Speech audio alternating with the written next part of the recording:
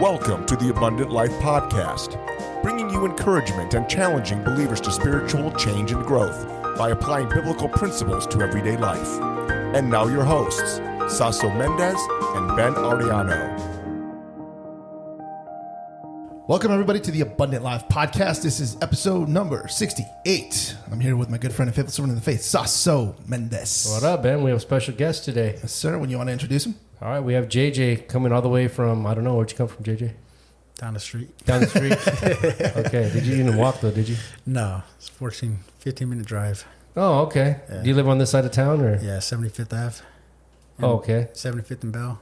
All right, because I seen you at the Fry's on 59th and Bell back in the day. 67th. 67th, thank you. So you're close to that. Yeah. Close to the mall. Like 3 minutes from there. All right. Yeah. Nice. You have a nice view for the fireworks coming up on the 4th. Oh, yeah, that's right. Yeah. We Clear Sports Complex. Yeah, right there. Yeah. Yeah. Okay. Well, we talk about food during this time. Is there a particular food you like or your favorite type of food or favorite food? I eat everything. I love steak, but I also love ramen noodles. My daughter likes to go eat ramen, but it's like $20 when you go eat it because it has pork belly. Mm-hmm. But I'm like, I don't like to pay $20 for something that you can buy it $3 for $99 or something like that. It'll be like 10 cents a packet, bro. I know. Inflation, bro. With the bugs in them. For free. For free. I seen that video. That's pretty crazy. With the microscope? Do you think that's real? No. No. And plus you put boiling water. That's what I was in going to there, say. you know? Yeah. Like some of the stuff we eat. Yeah, you cook it anyways. Yeah. So do you eat it with an egg or do you just eat it just ramen noodles? So I ate ramen noodles for 14 years, every which way possible. So I can make you some ramen noodles that you would just be just flabbergasted by it. Like, how'd you make this? You know, can make you ramen noodles with summer sausage, with beans, with cheese, in a tamal. What? Man, it's cutting edge. Throw it in a taco. Would you consider opening your restaurant? No. Ramen every which way. JJ's Ramen. No, JJ's I'm trying to ramen. lose weight. Well, you don't have to get high off your own supply, you know. Yeah. Just- It happens. Do you put an egg in there or no egg? I have boiled eggs. Yeah, that's the best. Yeah. Put boiled egg in there, some hot pepper flakes, some cheese, some crunched up tortilla chips. I've done Like that. wontons. I've done that. Mm-hmm. Because I got a buddy that, he's doing some time and they have like Saturday nights is Chinese night and they make orange chicken out of orange packets from somewhere with ramen. Yeah, I've seen them do it with They got a whole... with mackerel fish and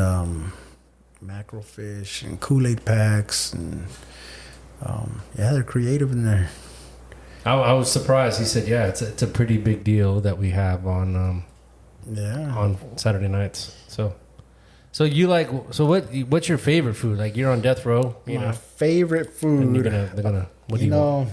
I like king crab legs, oysters, So you're a man of the sea. steak. I like steak too. I like turf. Like what's your favorite steakhouse, would you say? Favorite steakhouse. I think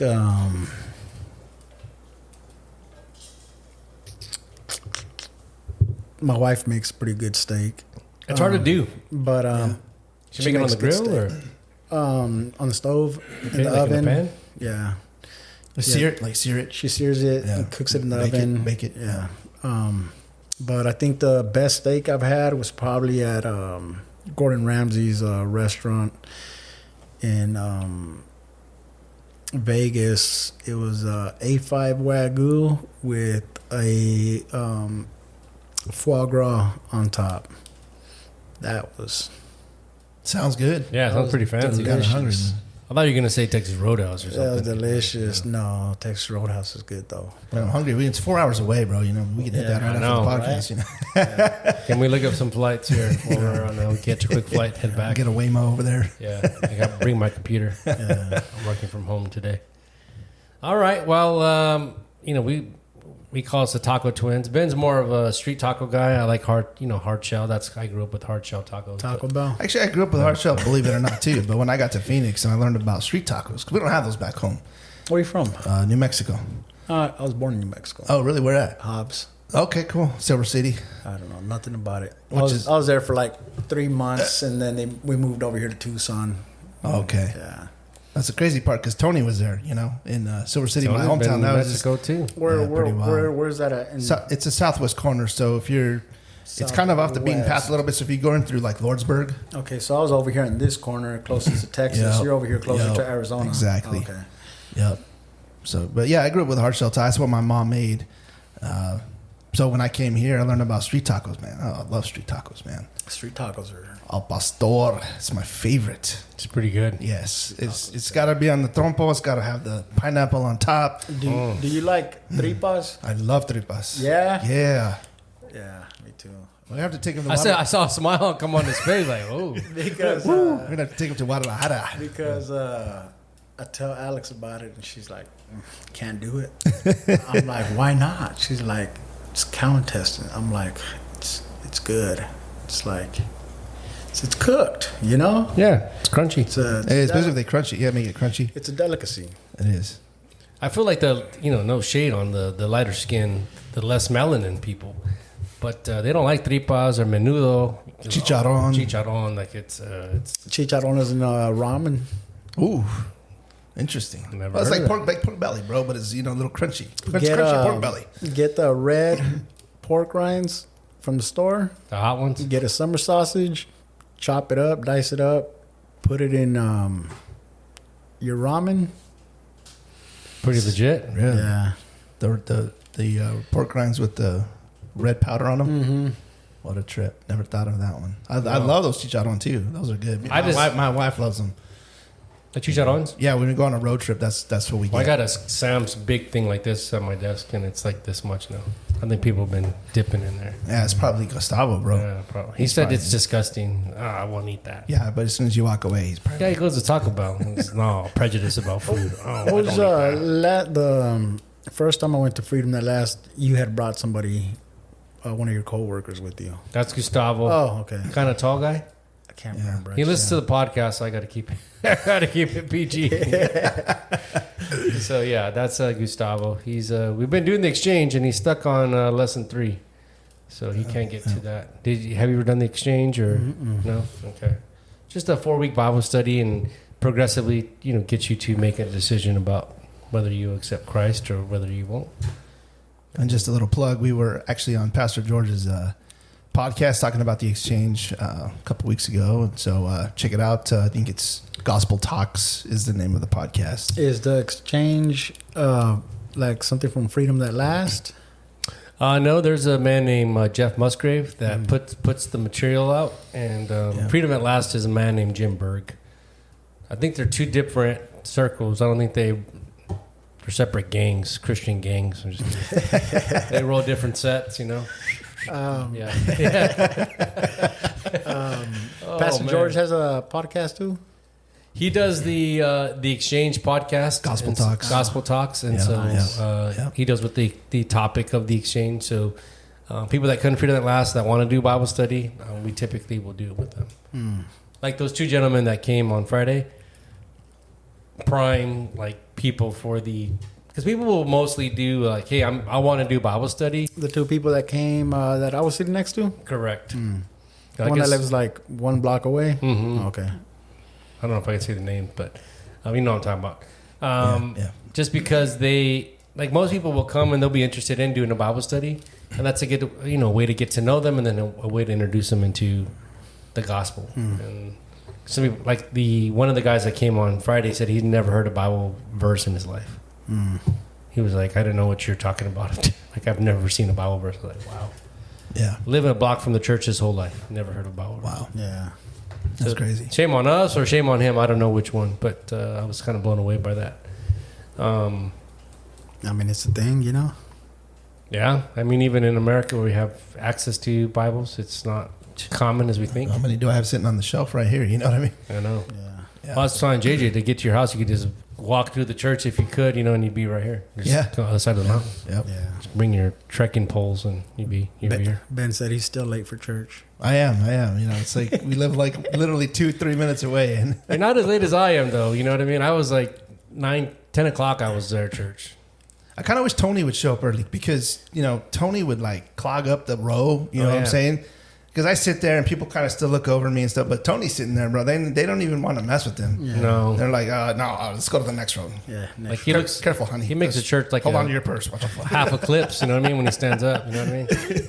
330 pounds. I know, man. It's a like, lot of. It's all among the Jews, bro. I'm telling you. I just remember when he sat down, he's like, "Dang, that chair's strong." It was like. Well, it's funny because I saw him sitting. He sat one in this time, so he was sitting between you and someone else, right? So like, yeah, Isaiah. That was Isaiah. Well, that's okay because Isaiah like takes up half a seat. You know what I mean? He's 110 pounds. Yeah. So no big deal there. His whole body's one cheek for Tony, pretty much. You know what I mean? It's pretty bad. But yeah, no. So how far does Tony live from here? Tony lives on 23rd in Glendale, so not close, but not too far. Yeah. Ladies, he's single. Just saying. Yeah, he is single. Just throwing that out there. I'm not even gonna say his pickup lines, but yeah. Oh no! Pretty And bad. you should have seen what he sent me today on YouTube. I'm like, bro, come on. Okay, the guy. It was hot dogs. Yeah. Or something different. Well, no, it was something different. Okay, I'll show you later. He's out of bounds sometimes with these. Yeah, I'm like, bro. I was like, that's funny, but yeah, I was wrong on so many levels, dude. Like, why are you sending that to me, dude?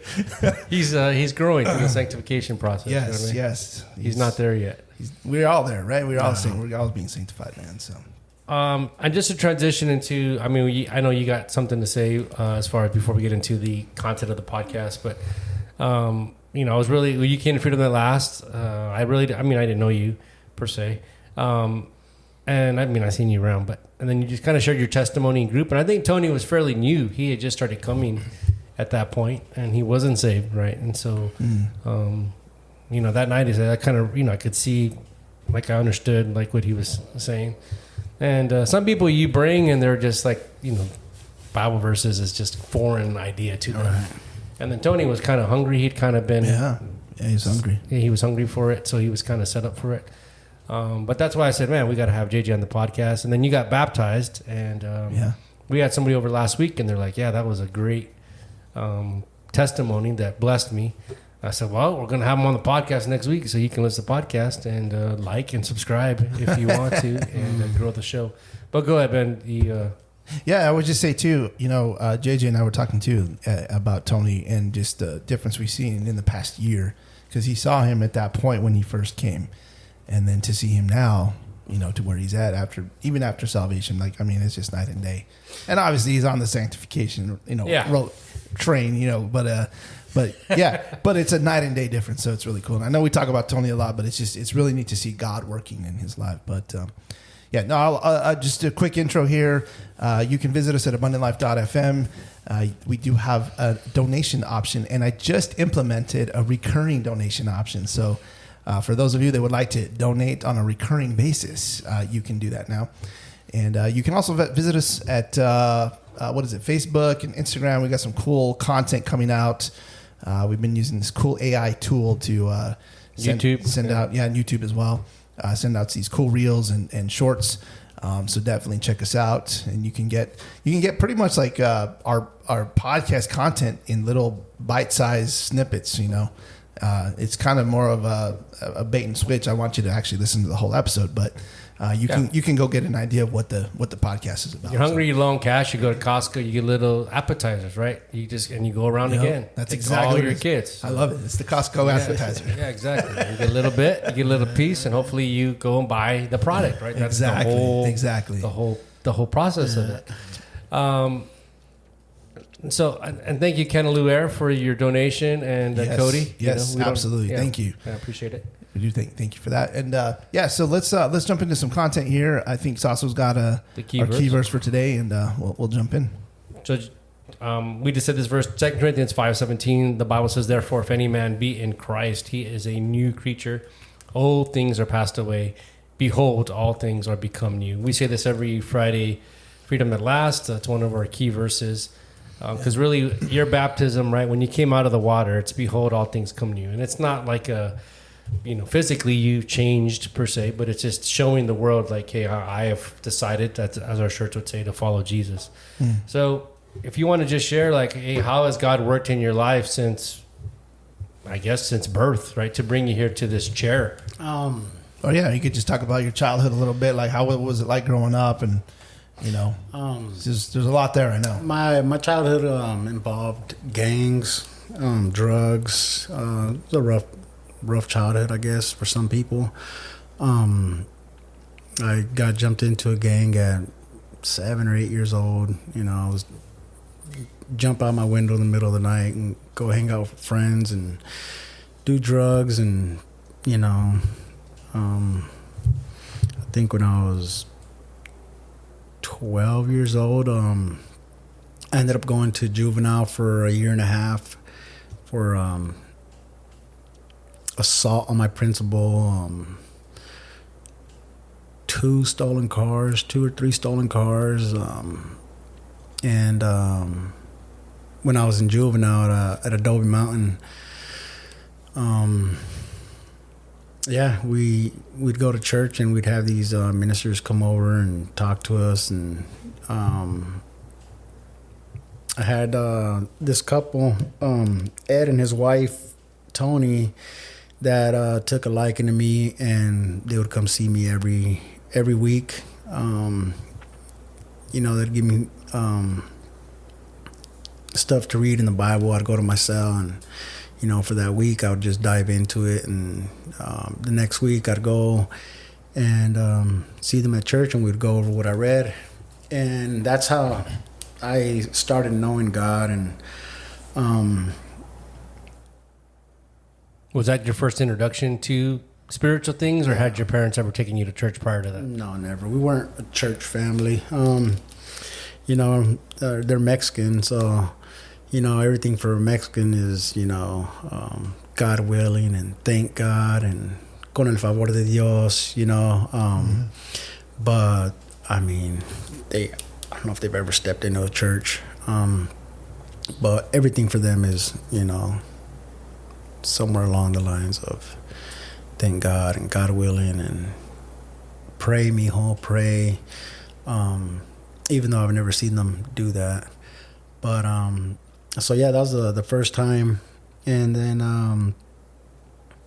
when I got out, Ed had went and visited me at my house like the day that I got out, and took me to the church and showed me the people that he said were praying for me the whole time that I was in there.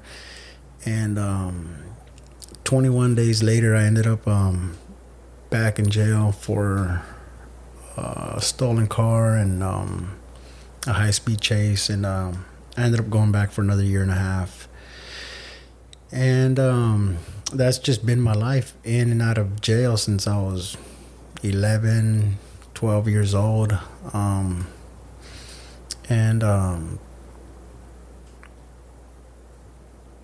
I became an adult, 18 years old, I got out of juvenile with a warrant, and started the whole process again. Ended up going to prison for 14 years. Had a drug habit in there, and I think it was 9 years into my sentence. I was just at an all-time low that I hadn't ever seen before, and I just remember praying hard, every night on my knees, just asking God to help me, to save me, to give me the strength, just give me the strength to just, get sober in there. And a couple weeks later, I ended up in the hospital for a number of things. I had valley fever, pneumonia, endocarditis. One of my heart valves was infected, and when I went to medical, they had I was like, I got a fever, just give me something to knock my fever down and put me back in my cell. And it was shift change, so I had all the nurses from day shift and all the nurses from night shift, and I had the provider there. And they're like, dude, you got a heart infection probably from doing drugs. And I was like, oh, you're incompetent and you don't know what you're talking about. And the only reason you're working out of prison is because you couldn't cut it in a hospital. Yeah, let's help this guy. Yeah. And I'm like, no, I'm not going to the hospital. I'm like, put me back in my cell. And I'm like, you don't know what you're talking about. And she was like, all right, you don't have to go, but you're going to go on suicide watch. And I was like, suicide? What are you talking about? And she's like, yeah. She's like, I have the power to put you in suicide watch because you're not taking care of yourself and we have to keep an eye on you. And I was like, oh, man. I'm like, suicide watch? I'm like, that's like 72 hours. I'm like, with nothing in my cell and it's going to be cold. I'm like, I'll go to the hospital. They're going to, prove her wrong and send me right back. I'm like, all right, fine. I'll go to the hospital, And I went to the hospital and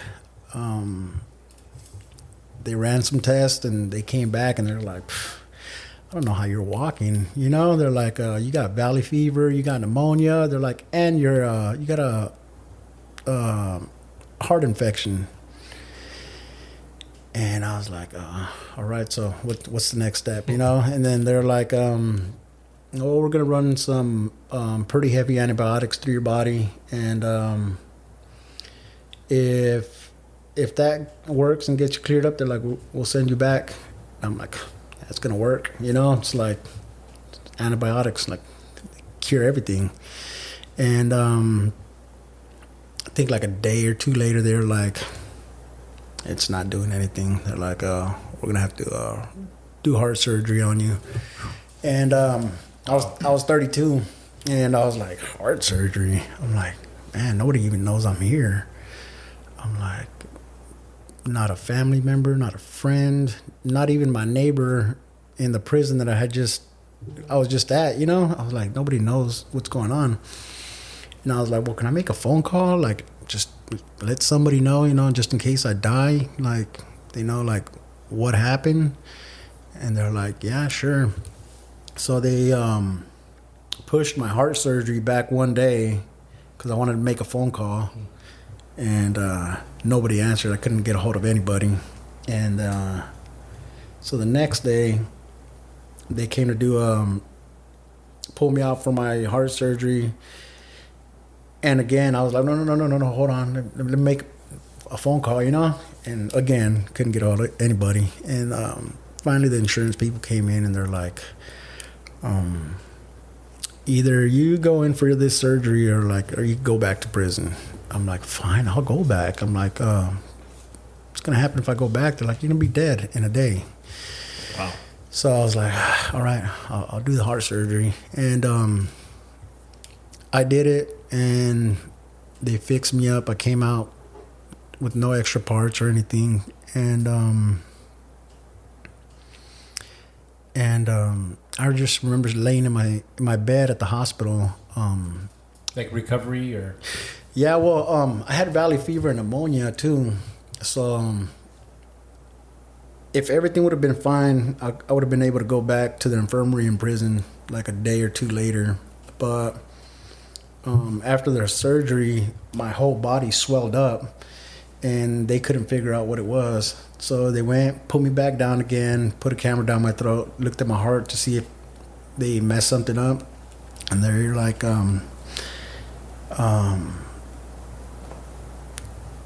your heart's leaking still. It's got like a little hole. They're like, but shouldn't be anything to where your whole body's swelling up. And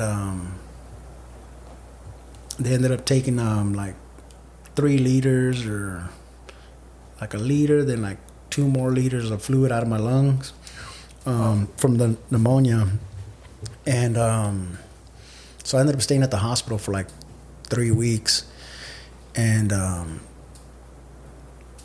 they're like, you're costing us a lot of money. And they're like, brass tacks. Yeah, they're like, I'm like, all right, well, send me back, But I remember laying in the hospital and flicking through channels, I had 2 guards on me, and I'm eating good food. That hospital had like a chef that knew what he was doing. And I just had like a peaceful, like calm feeling just sweep over me, you know. And I just remember laying in bed and it just hit me. I was like, oh, I prayed for this, you know. I prayed. I've been praying hard, like I'm finally sober. Hadn't been sober in years. And it was just like you're real, you know. It's just like you know, a lot of times you pray and you know you don't hear God talk back to you, or you know you're looking for a sign, you know, that like just let me know you're real, let me know like you're listening. And for me, he like spoke loudly. He's like, all right, you know, like I heard your prayer and I answered it. I wasn't expecting heart surgery, you know. Yeah. But you know, they say God works in mysterious ways, and for me, I was like, dude, I'm like, I prayed for this. I'm like, he answered my prayer, you know. And I went back to prison and still slipped back to my old ways a little bit. But by that time, the transformation had already started. And probably a couple years later, I ended up walking away from gangs and getting myself ready for when I was getting out, you know, mentally preparing. And I was just talking to my father-in-law about this the other day. Like, I don't really deal with addiction like a lot of people do. You know, a lot of people, you know, they have programs or things that work for them. And, you know, some people, and whatever works for somebody, you know, for their sobriety, you know, good for them. But I'm not like a day-to-day kind of person to where I'm like, been sober for like 1,500 and some days. Like, it's just not anything that I ever think about, you know. And for me, it's like I just feel like God just cured me on that level, to where it's not something that I struggle with. It's not something that I think about. Like, yeah, it was a big part of my life, but it's just like he erased it, just took it all away. Hi, my name is Nicole Mercado, co-founder of Canaloo Air. We are a Christian, family-owned HVAC and plumbing contractor specializing in residential and light commercial services. From AC maintenance, repair, and full system replacement to duct cleanings, we've got you covered. Our dedication to quality service comes through our use of highly skilled technicians, commitment to educate and empower our clients to make the best decision for their AC needs, and fair and competitive pricing. So give us a call today at 602-609-3480 or visit us online at canalooair.com. That's CANILU.com. And remember to stay cool with Canaloo.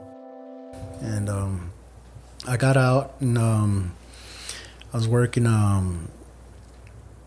in behavioral health and psych and detox. And were you drawn to that because of your past, or? No, I didn't even know what psych and detox was, really. I didn't know they had facilities like that help people. I got out. I was working with a friend of mine. He works in like hot rods, like wiring cars and stuff. And my cousin was working at one of these facilities, and he showed me the check that he was making, and it was during COVID, so. Yeah, I was making like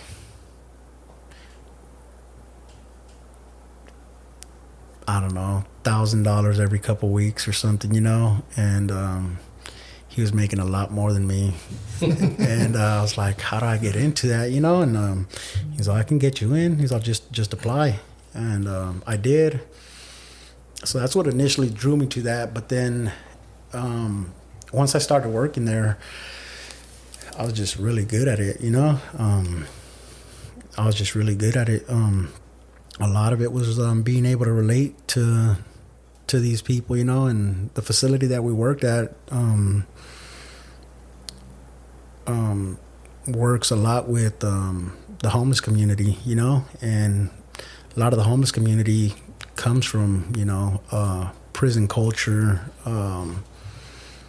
bad childhood, like trauma. And so when people would come in on drugs, you know, I was able to talk to them, relate to them. Some of them would come in wilding out. And, you know, for a lot of staff, some staff that don't know how to deal with that kind of aggression, you know, it's pretty scary. But for me, I'm like, bro, chill out, you know. I'm like, and, you know, some of them see me and they're like, oh, come here, like, I'll talk to you, you know. So I think in some sort of way it was like therapy for me too, just to see people and what people are going through, and to see, you know, how God has blessed me, and, you know, where I'm at in life now and where I could be, you know. I'm like, oh, that could be me right there, you know, and it's not. So I did that for 4.5 years. That's where I met my wife, Alex. Worked side by side for about 4 years, and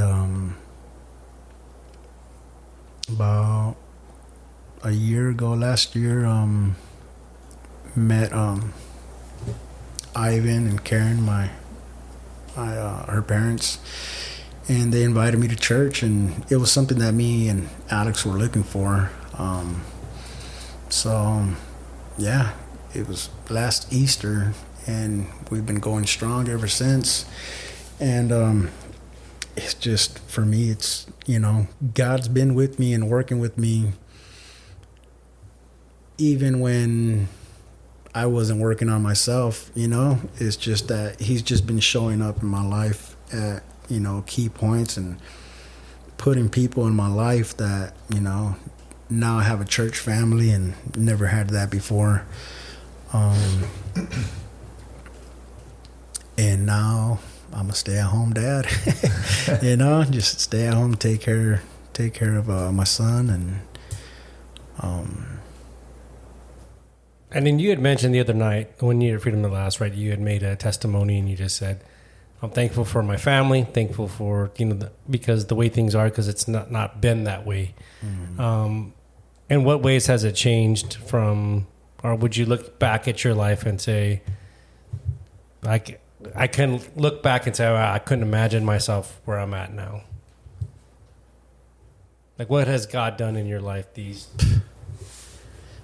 Just changed my whole outlook on, for one, I'm a lot more patient, a lot more mature.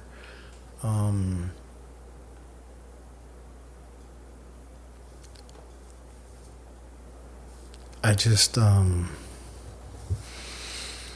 just grateful, you know. Before, I think I was a little ungrateful, you know, just bad kid, you know. I had no respect for a lot of things.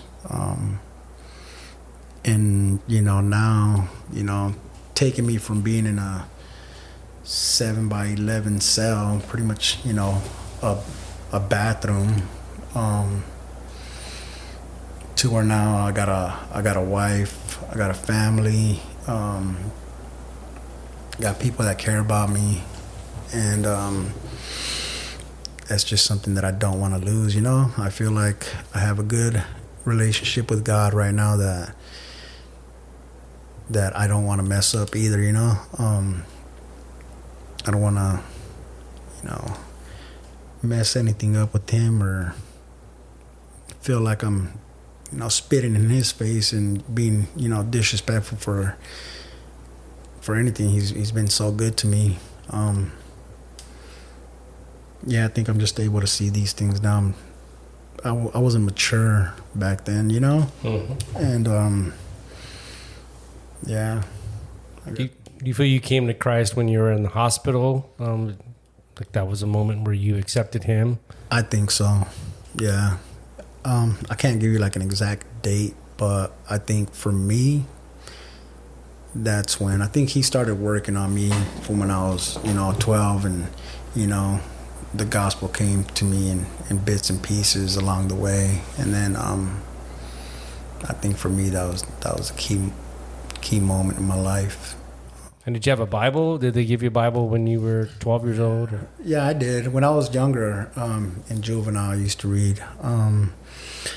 As an adult, when I went to prison, I didn't read it for a long time. And so as you look back on your life, what would you say to somebody that was you when you were a kid?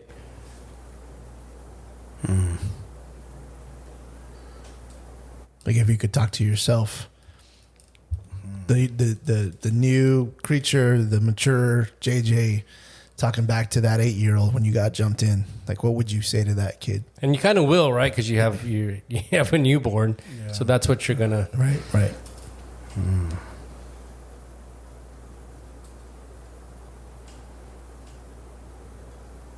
Man, I don't know. I think I would just tell him, you're gonna have some people that come into your life, and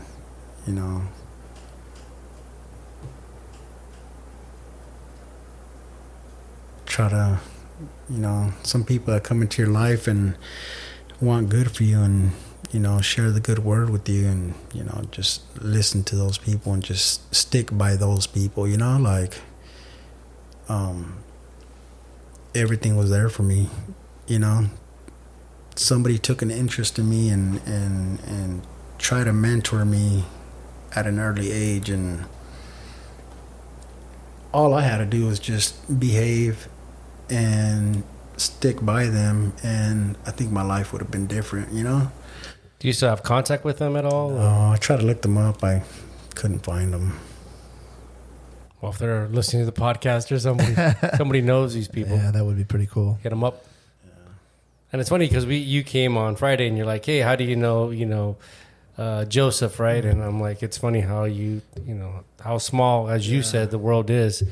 Yeah. And that's kind of something Tony said too. Like that kind of world is smaller than what you think. Mm-hmm. There's not a whole lot, and people know about other people, and in the circles that you go. Yeah, it's a small world out there, and for a lot of people, that's all they know. And if they just take one step further this way, there's like a whole new world, But I had a friend that just got out the other day after 19 years. Wow. That was it's my buddy, we literally partners in crime back then, But me and Alex, we went and we took him out to eat, and just check up on him and just tell him like, just do good out here, like meet whatever they need you to do, and start experiencing things, But I went and picked him up on the reservation, and I drove him back to our house, and he was like, where are we at? Like Peoria, like the west side. And he's like, man, bro, he's all, I've never been out here. He said, he's I've never been out this far. He said, the only place I've been is to the res in like Central Phoenix. And I'm like, we got to get you some places, bro. Yeah, there's better places too, I'm like, we'll start by taking you fishing or something, He's all like, I remember I used to like fishing as a kid. I'm like, we'll take you to Sholo or Woods Canyon or something, That sounds good right now. Yeah, nice and cool up there. Yeah. I'm like, that's what somebody did for me when I got out and I started working at that facility. Is we have some friend that just loves to go fishing all the time. He always takes everybody, so took me to Sholo, took me skiing, and just for me, it was like new experiences and meeting new people, you know, and I think if you just stay stuck in that area, eventually, like, it's gonna consume you, you know. That's all you know.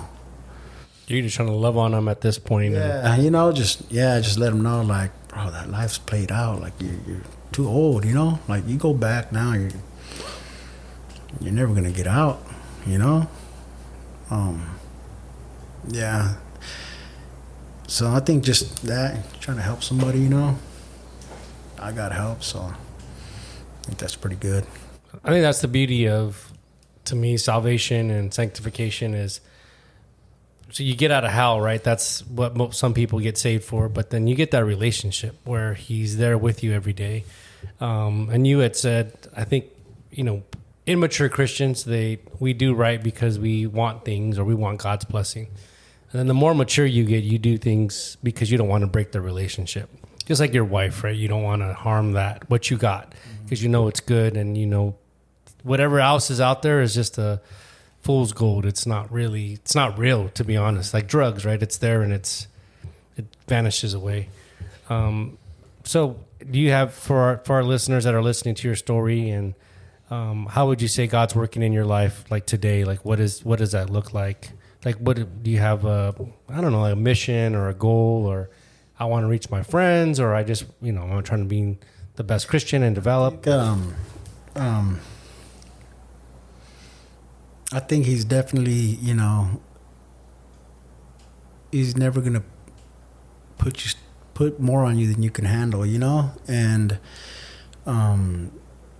he took me out of a bad place, a place where there's a lot of people that are stuck in right now, you know, and they don't know how to move forward from that. And I think he has a plan for me and to reach some people, you know. I just don't know how yet, but I reach out to some people that, you know, I'm like, if he could just do good, you know, and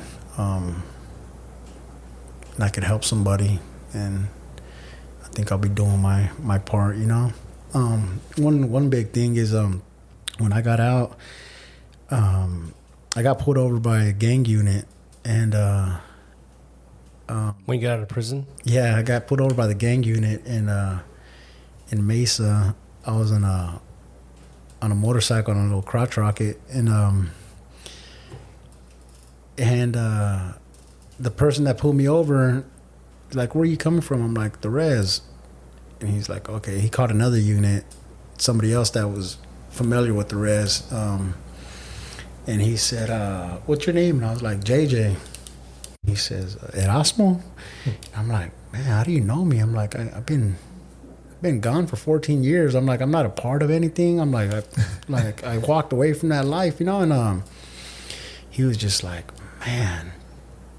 He's like, I can't believe I'm hearing you talk like this. He said, you used to be crazy, dude. I'm like, yeah, man. I'm like, I'm not a part of that, you know. And I'm like, I'm just looking for the barbershop. And he asked me if I would be willing to talk to his officers, like rookie officers that have like an interest in gangs or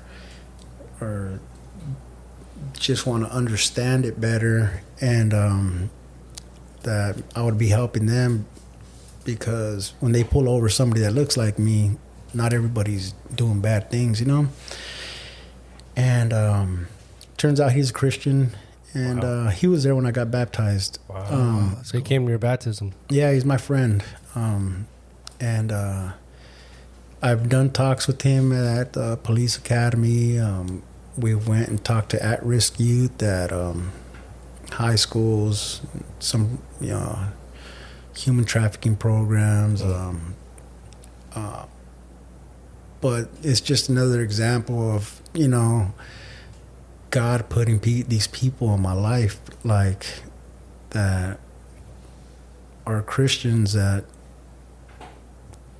it's just by chance that that's the way it worked out. You know, my friend that picked me up, he's always been a believer and a brother in Christ, and And then, you know, a cop, somebody that was on the other end of things, you know, he was there. He's like, dude, he's like, I know your whole history, like your stuff from this city to that city. He's always there when you got arrested. And now, you know, we make dinner plans and go see him and his wife. And, you know, he was there for, when I told him I was getting baptized, he's like, he said, I wouldn't miss that, you know. He said, I'll be wow, there. cool. I'll be there, that's you know. Cool. Yeah, that's awesome. Wow. So you've seen the transformation from... Yeah. I'm Rebecca Mendez with Lamplight Ministries, where I serve the Lord by loving others through biblical counseling and workshops. Every day, we're reminded of our fallen world. Through disappointment, grief, fear, despair, we need a Savior. And in Jesus Christ, we have that Savior. He came to rescue us, offering His Spirit to guide us and His Word to comfort, correct, and lead us. If you're a follower of Christ, eager to grow in Him, I'd be honored to walk this journey with you through one-on-one biblical counseling. Together, we'll explore God's Word, find encouragement, and pursue faithful obedience to our Savior. Please visit me at lamplightministries.com to book your appointment today. I mean, I think you know, you kind of already said it. It's your story, it's your experience, and everything that encapsulates your past that you can share with other people and relate to people, and then bridge that gap between where they're at and Christ. Like that, I think that's kind of where God has put you. I mean, you're saying like, you're talking to cops, you're talking to people in juvie, you know, maybe in prison, or you know, somebody on the streets, or even when you had, you know, you were working at the behavioral health, you know, you could relate to these people. And I don't know how much you know, you can talk about Christ in that, you know, in that realm or whatever, but I think God's put you in a pretty interesting position because you have a platform because of where you've been and what you've done. And like you said, you're not glorifying any of that, but you can bridge that gap because you can relate to people. Yeah. And I think that's powerful. This story is powerful. Even this podcast is going to go out. I mean, people are going to hear it and be able to share that because people will relate, or maybe they know a family member, you know, somebody's in gangs or in drugs or, you know, into some crazy stuff, and they'll share the podcast, you know. So, I mean, it's powerful, bro. Like your story is very powerful. God's transformed your life. I mean, he's given you new life, and he's given you an opportunity now to share your story. Yeah. I think a lot of people too that knew me from back then, and like my friend that I went and picked up the other day, we took him out to eat.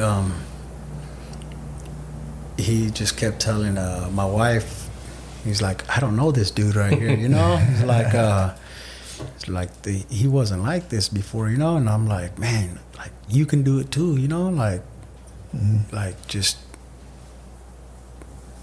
stop, you know? Like that life's, you know, behind you. And or like Tony, you know, like when I seen him the first time at Freedom that last, it just somebody that you could relate to. That's, you know, it's like, oh, that dude's like me, you know. And he's talking different stuff than what you would think would come out of my mouth, you know. I just think it would help some people. And I think that night you shared your testimony too, and I thought that was powerful, and he related to that. And I think that's what God saves everybody. Some people, you know, maybe Ivan didn't do all these crazy things, but God still saved him from something himself, right? And God gives everyone a story to relate to different people. And so just a quick question. Why did he pull you over? Why did the cop pull you over? They were doing a sting. They were doing an investigation on the Hells Angels, on the motorcycle gang. Mm-hmm. And here I am, full of tattoos, on a motorcycle. And I had pulled over into an empty parking lot to Google an address, the barbershop. So I'm on a motorcycle, so I had it in my waistband. So I got out and I, you know, Googled the address, and I'm like, oh, okay, I know where it's at. There was only one car in the parking lot, but it was dusty and dirty, and I didn't know that anybody was in it. It was an undercover car. So when I started the motorcycle up to leave, I felt like somebody walking up on me, and I turned, and it was the gang unit, and I was like, I was just looking for the barbershop, and I was like, even though I wasn't doing anything wrong, it was just old habits. I was like, oh man, and yeah, so he's a good friend of mine now. My father-in-law, he's played a big role since he's came into my life. Him and Karen, my mother-in-law, they've just been very warm and welcoming to me, and have never made me feel any kind of way, Sometimes, I still walk into some places, and I know how I look, and I know the looks I get, and try to smile at people like, hey, no, it's okay, like... he doesn't bite. Yeah, I'm just here to get some groceries, Yeah, so I think that's pretty cool. And, the church, ever since, I don't think anybody at church looks like me, so, and everybody's just been very warm and welcoming, and it just makes you feel comfortable, I think that's pretty big too. There's like, so I told Alex, I'm like, oh, I like it here, I feel comfortable, like I don't feel no pressure, and anybody, treats me any different, I don't think God would have us to treat people because he doesn't see you different, right? He sees you as a born again child of God, right? Which we all are, whether we have a suit on or whether you come in shorts, and man judges, but God looks on the heart. Yeah. As he did David. And I think of Romans 8:28, that all things work together for good to those that love God, right? So that, and then the Romans 8:29 talks that we might be conformed to the image of his son, that he allows things in our life to conform us. And even our sin of our past, he's able to use those tools to shape us and to use it for his glory. And just for you to look at your younger self, right? You're 12 years old and you're saying, one day I'm going to be back here talking to, other people just like me. You would like, no, that's never going to happen. But how he is just awesome at restoring life and using you in ways that you never would have thought he would use you. Yeah. I haven't made it to talk to the kids at Juvenile, but the opportunity did sort of present itself through my friend Crossel, the detective. Mm-hmm. He's like, hey, would you be interested in talking to going up to Adobe Mountain? And I'm like, yeah. I'm like, it's like my childhood right there, I'm like, I spent like 3.5 years of my life in there. I'm like, to go back and to talk to these kids and tell them like, just stop right now, and just show them that, what God has done for me. And I mean, Crosslow too, he's going to school right now. He just texted me earlier. I forgot what he's going for. He's going back to school for his Master of Arts in Religion with an emphasis on pastoral counseling. So he's looking to do good too, and then just if me and him could go talk to people, I think that's to see, both sides of the coin, law enforcement with, somebody with, my criminal background. I think that for a lot of people, it's just like, how'd you guys end up together, God. Yeah, That's the only thing. Exactly. Just as he pulled you over, right? That's not a mistake that God had you pull out your phone. God planned all that. Yeah. We talk about that's crazy. Time. We talk about that all the time. We go out to eat, and he just tells me, he's like, I'm grateful for our friendship. He says, this is not normal, this is not a normal thing. And And yeah, you know, he says, same thing. He said, I always just think like, what are the chances of all these things that happen to line up the way they did? It's just God, you know. You can't. There's no other explanation for it. I remember me and Alex. We were originally planning on getting married in Italy, and he was going to go and fly out and officiate the wedding. Wow. And we wanted to send him the wedding invitation, but at this point, I only had his work phone, and I'm like, how do I ask him for his address? I'm like, or do I tell him like, just meet up and just drop the card? I'm like, I don't know if he wants me knowing where he lives, you know? And I was like, I'm just gonna ask him and see what he says. And I'm like, hey, Crosso, we have this invitation for you. Do you want us to mail it to you or drop it off at the office, or like, how do we do this? And he sent me his address, and I was like, oh, you know, I was like, We're friends. You're in, bro. Telling Alex, I'm like, I have his address. I'm like, he gave me his address, and yeah, I think we were both like just shocked. We're like, oh, he let me know where he lives, you know. And then it's just another big moment. And then one day he says, hey, dude, don't text that number no more. He's like, this is my personal number. I'm like, oh, another milestone, you know. Was that like his work phone, or? Yeah, it was his work phone, and he went from working in the gang unit and then to some sort of like peer support program for cops. I don't know exactly the details of it, but yeah. So he gave me his personal number, and I was just another milestone. Like when he was gonna officiate the wedding, though, he had to get, you know, permission from his boss, because can't be, you know, socializing with criminals, you know. And they're like, yeah, they gave him the okay, and they said, yeah, no, I think this is good, you know, it's something healthy, and yeah, just pretty big.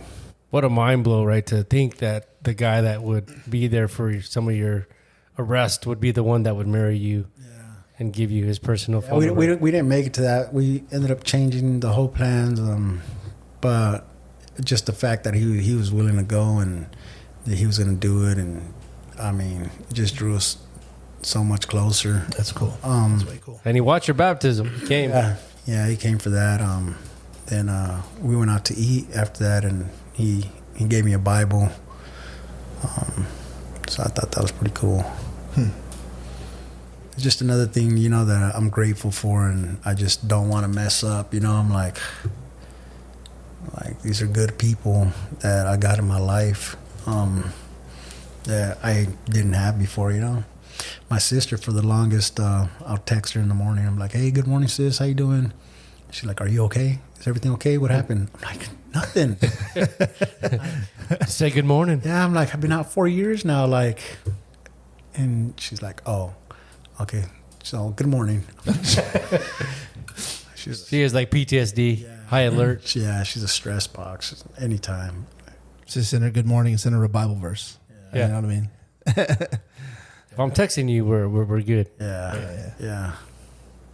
That's cool. Do you meet with Ivan pretty frequently? I know Ivan, you know, he's very, very knowledgeable with the scriptures, and he's a good teacher too. I mean, I meet with him on Sunday night sometimes, and I do. He's been a big influence in my life in the last year. You know, meet up every Monday. Comes over for Bible study. Nice. Yeah, he's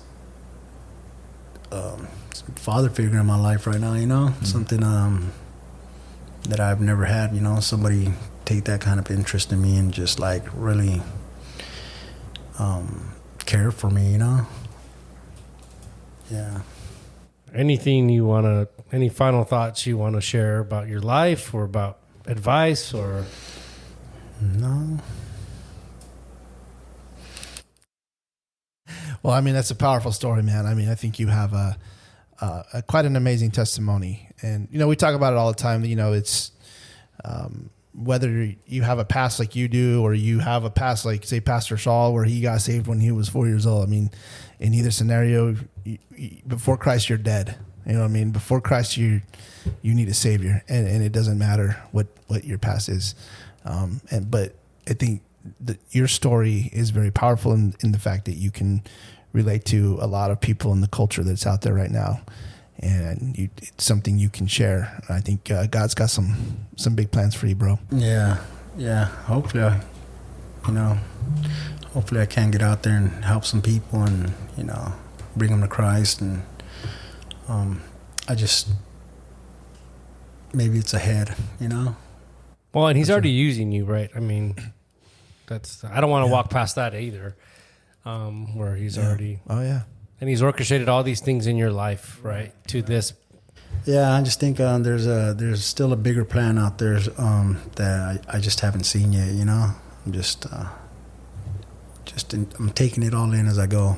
And that's what Proverbs 3, 5, and 6, right? We trust in the Lord with all our heart and lean not to our own understanding. And then he says, in all thy ways, acknowledge him, and he will direct your path.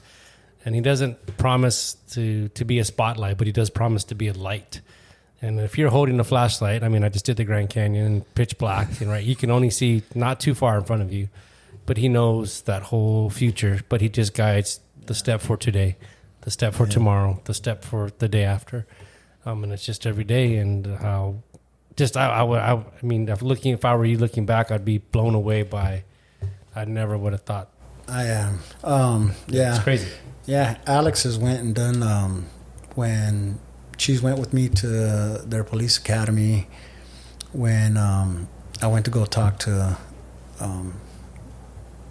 officers, and she's went with me to a high school, to where I talked to like 4 or 5 classes just back to back. It was a little redundant, but Crosser was telling her, "Did you know all this about him?" Because he puts my picture up on a slide, like a PowerPoint or something. Yeah, and then we just go back and forth, and he tells Alex, like, she's like, he tells me like I know, but I just can't picture him doing any of this, just because it's not me anymore, You're that new creature. Yeah, it's just a rare thing. Yeah. Any final thoughts? No, I really appreciate you coming on and sharing your story and your testimony. And this podcast is to give courage believers, but also give people hope. So maybe they have somebody that they know in their life that they quit praying for because they feel like it's a hopeless situation. And it's not, right? As long as you have air in your lungs, God is able to work. Yep. Even from a hospital bed where you thought you were okay, and a day later you would have been dead. But God says, nope, that's not the end for you. And prison was not the end for you either. And I even think my own, family that it's just funny how it's a full circle. And I even shared with you, like, hey, my older cousin that used to hang out with got saved and sent you his baptism. And that was mind-blowing when he came to Christ. And then people probably feel the same about you. So just, our God is awesome. Amen. Well, thanks, everybody, for listening. If you do us a big favor and subscribe. If this podcast episode has been a blessing to you, again, you can visit us at abundantlife.fm. And thank you for listening. And we'll see you in the next episode. And if you know JJ from back in the day, 12 years old, hit us up. Say what's up. Thanks, guys. We'll see you. Till later. Thank you for listening to the Abundant Life Podcast. We pray you were blessed by today's episode. Please visit us online at abundantlife.fm. Until next time, may God bless you.